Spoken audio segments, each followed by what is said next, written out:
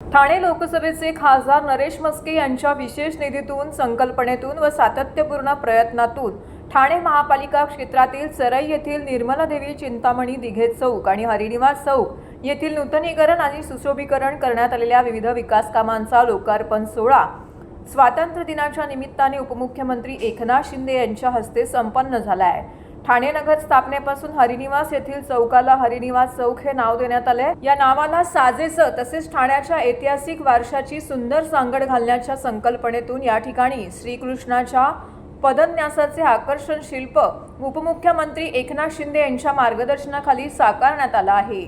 या शिल्पाच्या लोकार्पणानंतर स्थानिक नागरिकांनी खासदार नरेश म्हस्के यांच्या संकल्पनेचं व सुंदर सजावटीचं मनापासून कौतुक केलं आहे।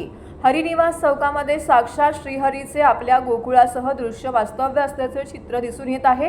ही वास्तुशिल्पकार रोहन खेडेकर यांनी साकारली आहे।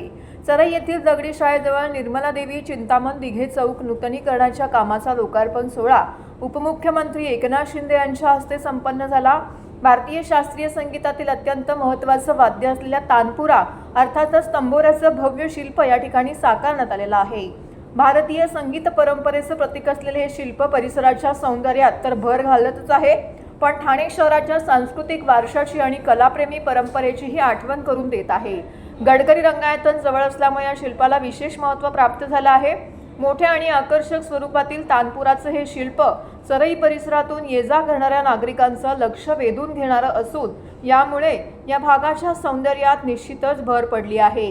पुण्यातील प्रसिद्ध शिल्पकार दीपक थोपटे यांनी ही वास्तू साकारली आहे। या लोकार्पण सोहळ्याला महापौर शर्मिला पिंपोळकर, आमदार रवींद्र फाटक, सभागृह नेते हनुमंत जगदाळे, विरोधी पक्षनेता अशरफ शानू पठाण, गटनेते पवन कदम, प्रभाग समिती अध्यक्ष मीनल संखे, नगरसेवक संजय वागुले, नगरसेवक सुधीर कोकाटे, राजेश मोरे, नगरसेविका मृणाल पेंडसे, प्रतिभा मडवी, उषा वाघ, हेमंत पवार, किरण नागती, बाळा गवस, प्रीतम राजपूत, निखिल गुलजुडे, विशाल जाधव, ठाणे महानगरपालिकेचे अतिरिक्त आयुक्त प्रशांत रोडे, शिवसैनिक, पदाधिकारी, कार्यकर्ते, स्थानिक नागरिक मोठ्या संख्येने उपस्थित होते।